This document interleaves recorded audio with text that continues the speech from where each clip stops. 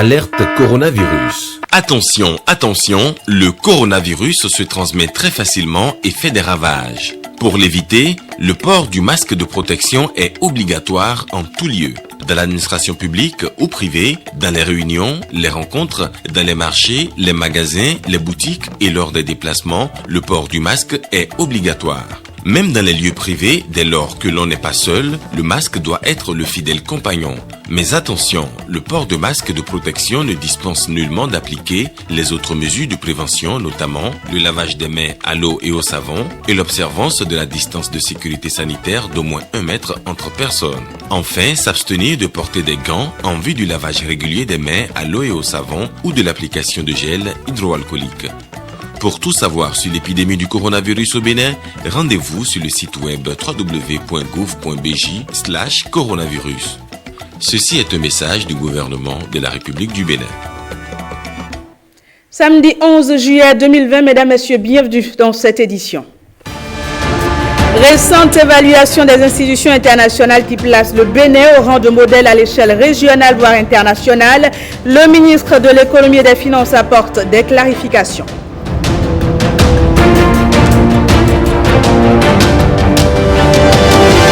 Un nouveau conseil pour l'ordre des pharmaciens sur la nouvelle structure vient d'être porté sur les fonds baptismaux par le ministre de la Santé.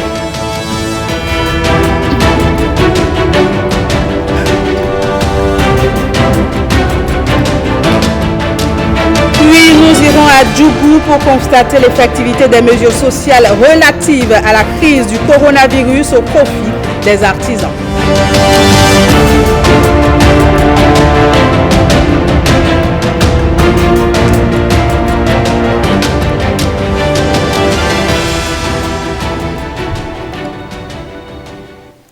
À nouveau, bienvenue à toutes et à tous. Le Bénin a rejoint la Côte d'Ivoire, le Sénégal et le Maroc dans le cercle restreint des pays à revenus intermédiaires.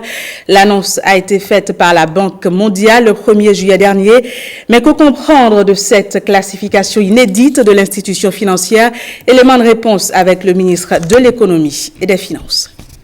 Ce qui vient de se faire et qui est historique ouvre le champ à l'accélération du développement du Bénin.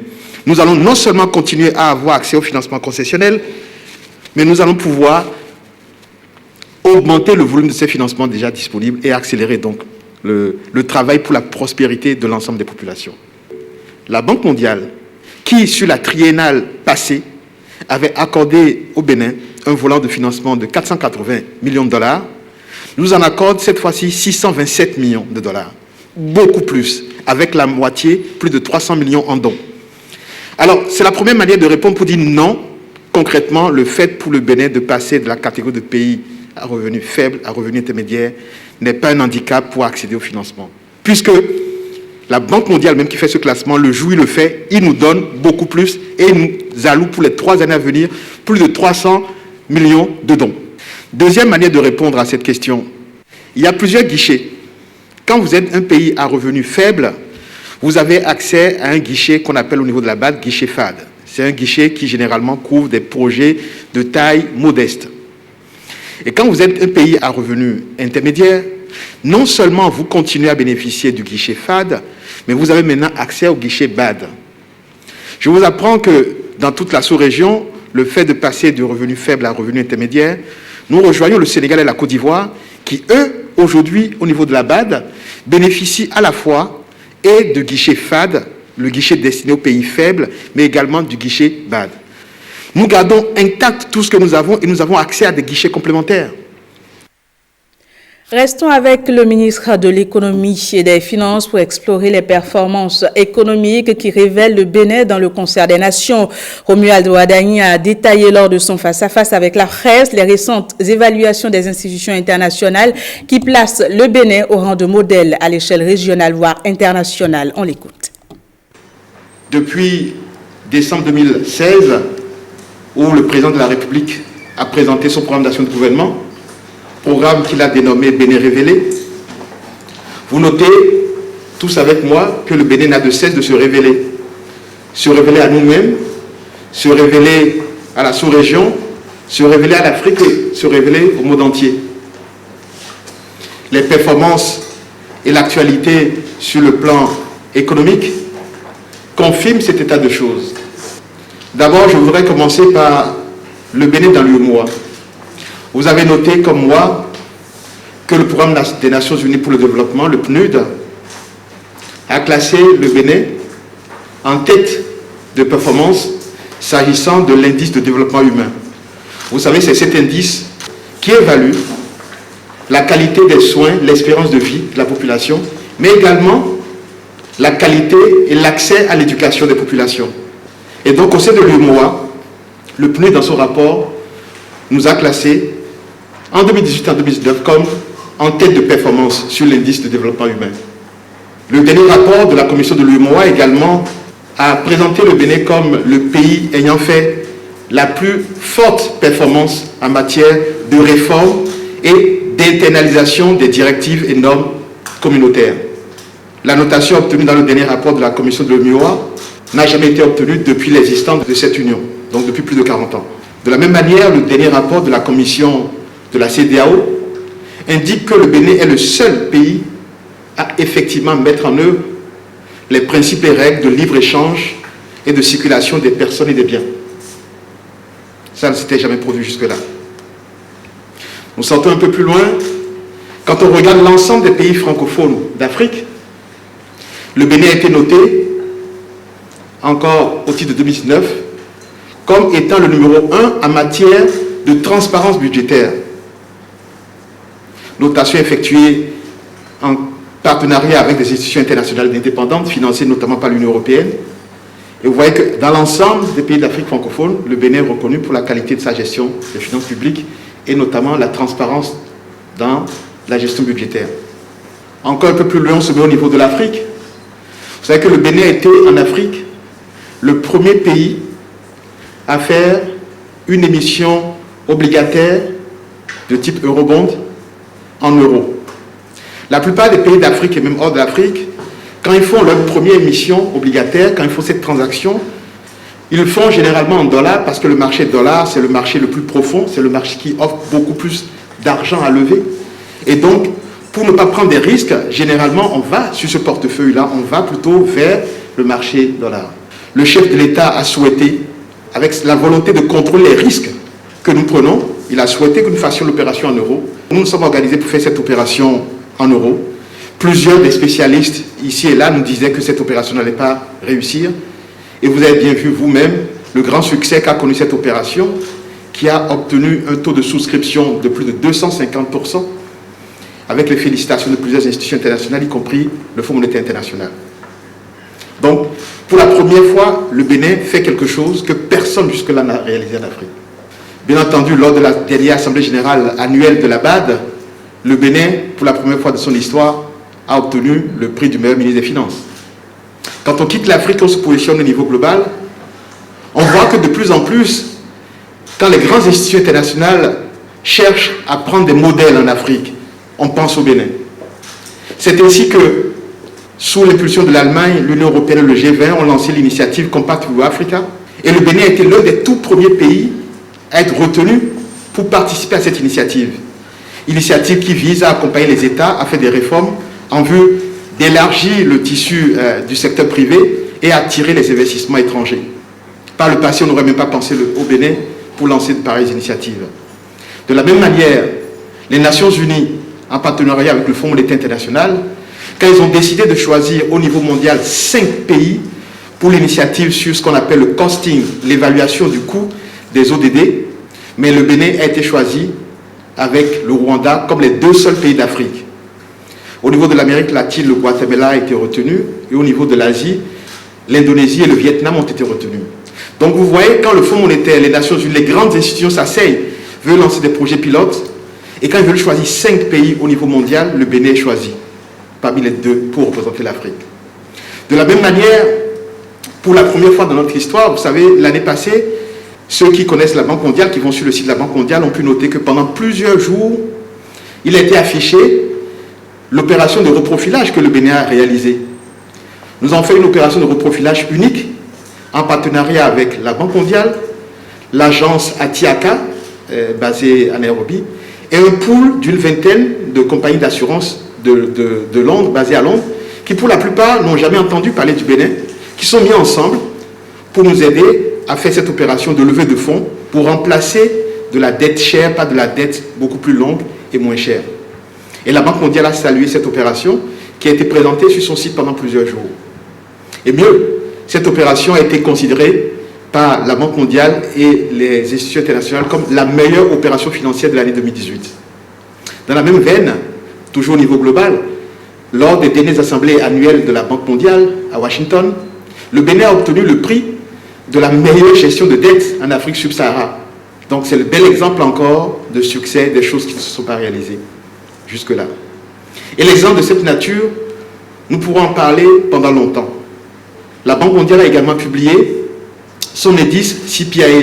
En fait, il s'agit d'un indice qui mesure la qualité de la gouvernance économique. Pour la première fois depuis 2008, nous avons progressé et nous avons eu la deuxième meilleure performance en Afrique en matière de gestion des finances publiques, ce qui est également une excellente nouvelle. Et la troisième dernière nouvelle récente, c'est le fait que les agences de notation, toutes celles qui nous notent, avec en tête S&P, nous ont maintenu notre notation dans un contexte où la plupart des pays sont dégradés. Alors quand, en période de crise, la plupart des pays sont dégradés, mais que vous êtes considéré comme étant une économie suffisamment solide, avoir des fondamentaux capables de tenir pendant la crise, je pense que ça aussi, c'est une très belle nouvelle qu'il faut célébrer. Je voudrais vraiment que chacun retienne deux choses. La première, c'est que toutes ces performances n'auraient pas été possibles sans le travail de chacun de nous tous, parce qu'on ne peut pas avoir de façon aussi durable. Depuis 3 ans, les succès s'enchaînent. On ne peut pas avoir ces résultats si derrière, il ne s'agit pas d'une action synchronisée, d'une action collective qui rentre dans un programme d'action du gouvernement clair. La deuxième chose, c'est que dans l'histoire du Bénin, on peut dire, mais c'est le même Béninois, pourquoi est-ce qu'aujourd'hui nous faisons des choses que personne n'a jamais fait en Afrique? Nous faisons des palmarès, nous sommes en top des palmarès où on n'a jamais été cité, etc. Pourtant, c'est les mêmes Béninois. Oui, mais la deuxième chose que je veux que vous reteniez, c'est que depuis 2016, nous avons un chef de l'État qui a affiché une ambition, des objectifs, un programme d'action du gouvernement, la discipline et le travail avec beaucoup d'acharnement. C'est ça qui nous permet d'obtenir ces résultats-là. Et c'est important de le souligner parce que quand vous ne savez pas pourquoi vous avez les résultats, vous ne pouvez pas les faire durer, vous ne pouvez pas les pérenniser. Donc il est important que chacun comprenne que ces succès sont les succès de nous tous. Nous le faisons parce que nous avons tous contribué à travailler de façon synchronisée sous la direction donc, du chef de l'État qui a tracé la route. Nous le faisons aussi parce que pour une fois, nous avons une vision claire de là où nous allons. On vous a dit, je me rappelle encore le 17 décembre 2016, que nous allons étonner le monde. Le Bénin va se révéler à nous-mêmes et au monde. Et vous voyez bien que c'est ce qui se passe jusque-là. Des propos recueillis par Renaud Akakpo. Vous le savez certainement, les artisans bénéficient depuis mercredi dernier des allocations censées soulager leur peine en ces temps de pandémie. Le ministre des Petites et Moyennes Entreprises revient ici sur les modalités de cette opération à but social et exprime sa satisfaction au micro de Axel Dancy et Daniel Ada.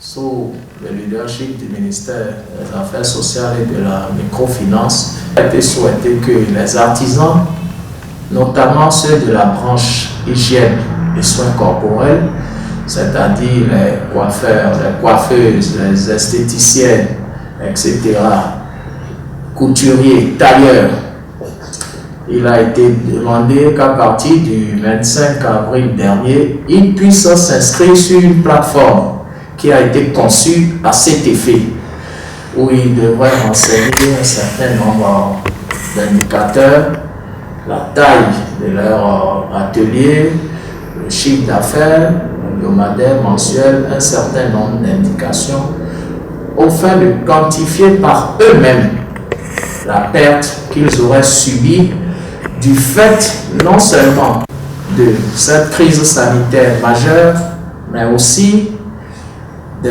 mesures de protection et de riposte contre cette pandémie que le gouvernement a ordonnée. Je suis heureux de vous annoncer que depuis hier, la plupart des artisans qui se sont prêtés bien naturellement au jeu, en enseignant, en donnant les indications, ont commencé par recevoir des transferts monétaires directs. Donc c'est pour vous dire que ce n'était pas une opération politiques ou politiciens, le gouvernement a opté pour une méthodologie concrète et efficace.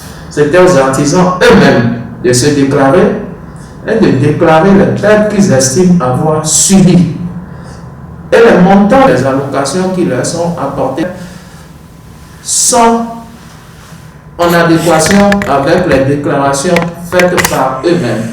Et donc après tout le check-in fait par les services du ministère de l'économie et des finances, nous avons plus de 40 000 bénéficiaires qui sont déjà impactés sur toute l'étendue du territoire national, dans les 12 départements, dans nos 77 communes.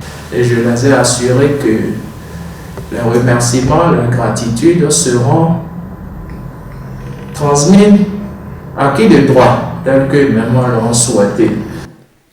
Direction la commune de Djougou, les artisans ont également bénéficié des dites allocations. Une satisfaction qu'ils expriment ici au micro de Ronald Robinson et Giscard Apouy. On était parti à la réunion du centre de formation de coiffure. On nous a dit de venir inscrire centre social que Talon va nous aider à propos du coronavirus. C'est de là qu'on est venu. On nous a inscrits. Et finalement, après ils ont dit de venir vérifier les numéros. Et on est venu encore. Et c'est bon. Aujourd'hui matin que j'ai reçu le message et j'ai vu 100 000. Je ne savais pas que ça serait beaucoup comme ça. Très très contente. Bon, je leur ai dit merci beaucoup. Que Dieu les bénisse. Bon, je vais acheter les appareils. Les appareils qui me manquaient avant là, je vais payer ça. Moi je suis conducteur. Moi je fais Djougou, Burkina. On a fait nos dossiers pour venir déposer. Or tout ça là, on attend ça avant ailleurs. Au Niger, Togo, quoi. Dieu merci que c'est venu au Bénin. Notre gouvernement nous a aidés aussi. Et je suis venu ici pour demander, on m'a dit que oui. D'attendre n'importe comment là. Si c'est quel jour, un jour ils vont me balancer, c'est un sou. Bon, nos amis nous disent que c'est faux. Le gouvernement ment. Il ne va rien faire. Il ne va pas nous donner quelque chose. Quoi. Hier nuit, à 21h, j'étais à la maison, j'ai trouvé un message de 100 000 francs. Il a dit, comme ça là, moi je n'ai pas su que c'est pour moi. Il faut que je sois la nuit là, avec la pluie, pour aller faire retrait de l'argent là, pour mettre dans ma poche, pour savoir que bien vrai que c'est pour moi. Quand je suis sorti, je suis parti pour faire retrait. On m'a donné l'argent là dans ma main. Je vois que bien vrai, c'est pour moi. C'est de là que j'ai dit, on a félicité le gouvernement là, on a te lui remercier pour qu'il ne va jamais nous oublier. On est derrière eux. Et comme ça, on va encore dire à nos collègues conducteurs d'être comme nous aussi. Ce qu'ils ont dit, eux aussi n'a qu'à suivre pour suivre le règlement là comme ça. Donc tout ce qu'on avait, on a tout vendu et bouffé, il n'y a rien. Vraiment, le travail comme ça, les gens ne se stressent plus comme ça. Donc si on va dans l'atelier, tu vas rester là jusqu'au soir et rentrer. On ne gagne plus comme comment on gagnait. Parce que tout le monde cherche à éviter. Donc, mais comme le président Patrice Talon s'est rappelé de nous, vraiment, et on est content, on lui remercie. Tout ce qu'il a fait, vraiment, on est très très content. Et on prie pour lui-même, vraiment, pour que ça puisse évoluer plus que ça, quoi. Oui, mais on prie Dieu pour que la maladie, là, ça n'a qu'à partir nous libérer. J'ai reçu 100 000 de la part du gouvernement. Je remercie beaucoup le gouvernement pour tout ce qu'il a fait pour nous. Je n'avais pas cru, je me suis dit que c'est comme ça qu'on nous avait fait dans les années passées, on ne croyait pas. Donc hier, comme j'ai reçu le message, j'étais tellement contente et j'ai crié pour dire merci beaucoup à notre président Patrice Talon. Ceux qui ne croient pas, ils n'ont qu'à continuer de croire parce que quand notre président dit qu'il fait quelque chose, il le fait. Je le remercie encore une fois. Merci beaucoup, monsieur le président Talon, Patrice et son gouvernement. Les gens n'ont qu'à continuer par se protéger et ce qu'on nous demande de faire pour que la maladie ne nous atteigne pas, on va essayer de faire ça. Hier, vers 21h, j'étais à la maison. Je ne me sentais même pas bien. Quand ma voisine est venue, Rono. Et ça, message, un message était Ah, et ce message donne 100 000 francs. On a, hein? J'avais les mots de vente, là, au mot de vente, là, est passé là. Je ne l'ai pas encore vérifié. C'est là, j'ai pris mon portable, j'ai vérifié. Effectivement, c'était vrai, j'ai reçu une somme de 100 000 francs. Hier, automatiquement, je suis partie faire le retrait et c'était réel. Donc, vraiment, j'étais malade, mais la maladie là est partie. Oh, c'est parti. 100 000 allait là, c'est parti. Je suis guérie. On va le remercier. Je lui souhaiter une longue vie. Et ce genre de gestes-là, que Dieu lui donne la santé pour qu'il puisse continuer ça. C'est tout. Je vous le disais en titre, l'Ordre national des pharmaciens du Bénin dispose d'un nouveau conseil. Les membres de cette instance ont été officiellement installés hier par le ministre de la Santé, Jean-Claude James, pour le point.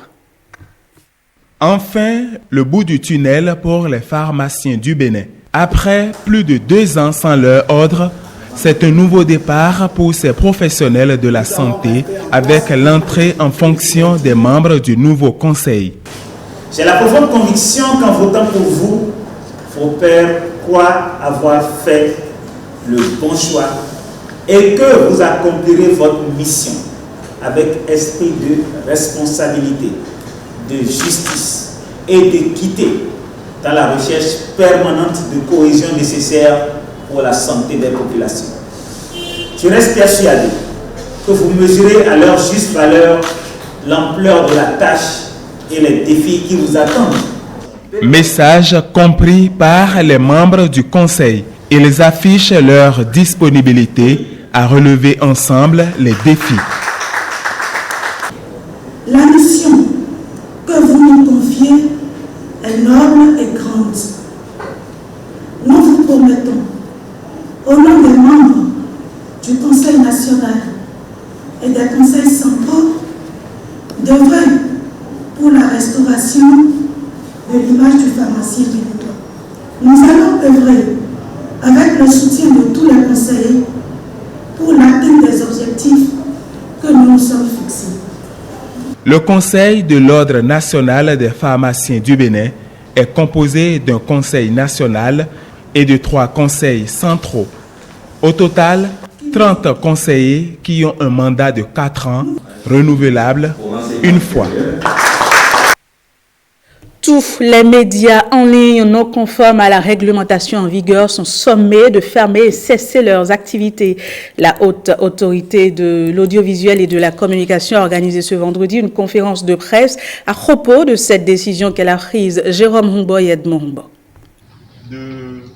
La haute autorité de l'audiovisuel et de la communication se veut garante de la protection des médias de toute nature dans l'exercice de leurs fonctions. Cette conférence de presse vient remettre les pendules à l'heure pour une presse en ligne plus responsable. La HAC a à cœur d'accompagner tous les médias, quelle que soit leur forme, à pouvoir sortir de la précarité. Pour ce faire, nous sommes obligés à nous appuyer sur l'exécutif qui donnera les moyens pour ce faire.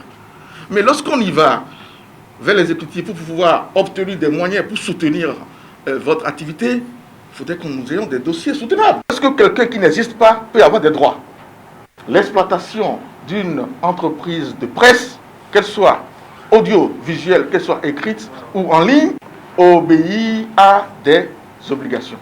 Des actions préalables menées ont révélé des dossiers d'organes de presse en ligne incomplets dans la quête de leur régularisation. Or, selon l'article 254 du Code de l'information et de la communication, la condition sine qua non tient à l'établissement des casiers judiciaires et des enquêtes de moralité.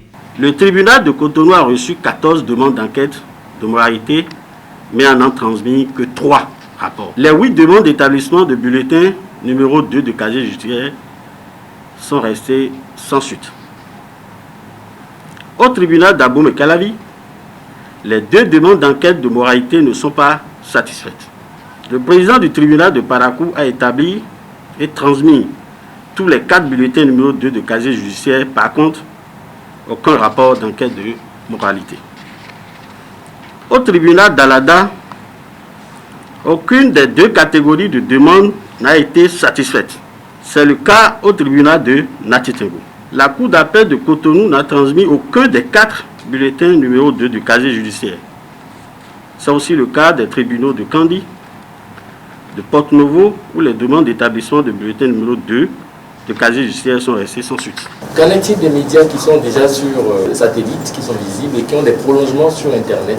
Les web TV, ils peuvent solliciter des gens à l'extérieur. Est-ce que la RAC a réellement les moyens de contrôler cela? Moi, je vous dis oui.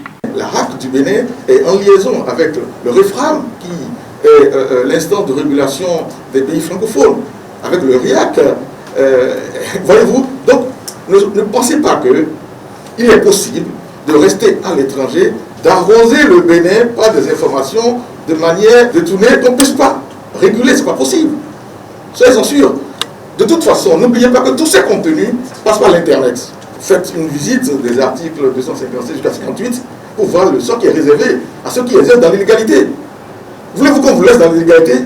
Non. La HAC précise les démarches après celle du tribunal. Après le retour des tribunaux, il y a visite sur le terrain. Donc, on ne va pas donner l'autorisation à quelqu'un qui n'existe pas. Et en plus de ça, dans la régulation normale de la RAC, il est contrôlé si vous faites ce pourquoi on vous a donné l'autorisation. Et les gens sont sanctionnés.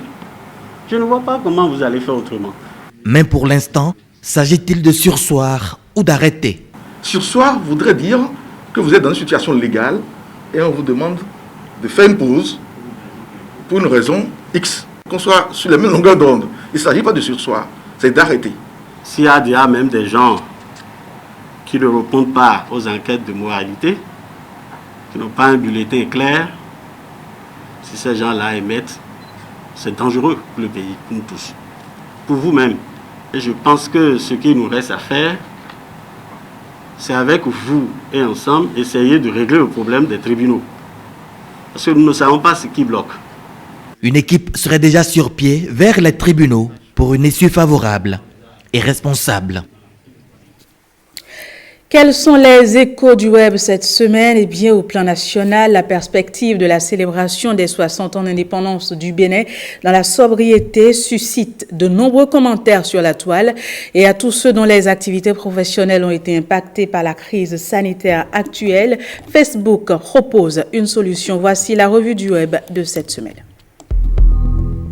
On commence avec la célébration des 60 ans de l'indépendance du Bénin annoncée pour être sobre. Covid-19 oblige. La décision du gouvernement a été largement approuvée par les internautes sur les réseaux sociaux, même si quelques autres idées ont vu le jour. Une décision contraire aurait surpris vu le contexte sanitaire, résument certains commentaires. Dans la foulée, un autre internaute jette cette idée. Pourquoi pas un report plus tôt? On pourrait rattraper ce défilé des 60 ans de l'indépendance, soit en fin d'année après le discours sur l'état de la nation au Parlement, ou en janvier 2021 à l'occasion des vœux du nouvel an, ou encore lors de la prestation de serment du nouveau président élu ou réélu en avril 2021. Un autre commentaire questionne le sort des 30 ans de la conférence des forces vives de la nation.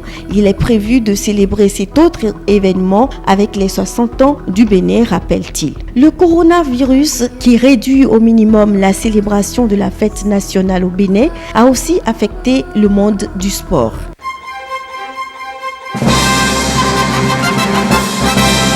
Les supporters en ont fait les frais puisqu'ils ne peuvent pas se rendre dans les stades pour soutenir leurs équipes préférées. Mais au Japon, les joueurs ne sont pas pour autant privés de soutien. Un club de baseball a eu recours à des robots en lieu et place des supporters dans les gradins. Formant une raie et dansant de façon coordonnée au rythme de la musique, une quarantaine de robots ont en effet joué le rôle de supporters. Ce sont précisément deux types de robots, des humanoïdes, c'est-à-dire des robots d'apparence humaine, et des robots quadrupèdes. Ces derniers, qui rappellent davantage le chien, ont été déjà utilisés pour faire respecter les mesures de distanciation physique à Singapour. Spot, c'est le robot patrouilleur qui n'est pas totalement autonome. Un agent humain garde un œil sur lui pour observer son efficacité et intervenir en cas d'incident. Mais le robot remplace-t-il vraiment l'homme? À chacun de répondre. Et si, comme de nombreuses personnes, votre occupation professionnelle a été hypothéquée par la Covid-19, Facebook a peut-être une solution pour vous. Le mercredi dernier, le réseau social a annoncé le lancement de nouveaux programmes dédiés au community management sur sa plateforme d'apprentissage en ligne. Si vous souhaitez apprendre à gérer les réseaux sociaux d'une manière professionnelle, 4 formations sont déjà disponibles sur la plateforme. D'autres formations devraient compléter la liste dans les prochaines semaines, a annoncé le réseau social. Parlant de réseau social, les États-Unis vont-ils interdire TikTok? La question est sur les lèvres des spécialistes ces derniers jours. D'après eux, les réseaux sociaux venus de Chine seraient dans le viseur de Donald Trump. Le président américain a annoncé le mardi 7 juillet qu'il envisageait de bannir l'application chinoise très populaire chez les jeunes américains afin de punir la Chine qu'il juge responsable de la crise sanitaire du coronavirus. Et c'est tout pour l'actualité web de cette semaine. Voilà, c'est la fin de ce 13h. Merci d'avoir été des nôtres. Au revoir et à demain. Alerte coronavirus. Attention, attention, le coronavirus se transmet très facilement et fait des ravages. Pour l'éviter, le port du masque de protection est obligatoire en tout lieu. Dans l'administration publique ou privée, dans les réunions, les rencontres, dans les marchés, les magasins, les boutiques et lors des déplacements, le port du masque est obligatoire. Même dans les lieux privés, dès lors que l'on n'est pas seul, le masque doit être le fidèle compagnon. Mais attention, le port de masque de protection ne dispense nullement d'appliquer les autres mesures de prévention, notamment le lavage des mains à l'eau et au savon et l'observance de la distance de sécurité sanitaire d'au moins 1 mètre entre personnes. Enfin, s'abstenir de porter des gants en vue du lavage régulier des mains à l'eau et au savon ou de l'application de gel hydroalcoolique. Pour tout savoir sur l'épidémie du coronavirus au Bénin, rendez-vous sur le site web www.gouv.bj/coronavirus. Ceci est un message du gouvernement de la République du Bénin.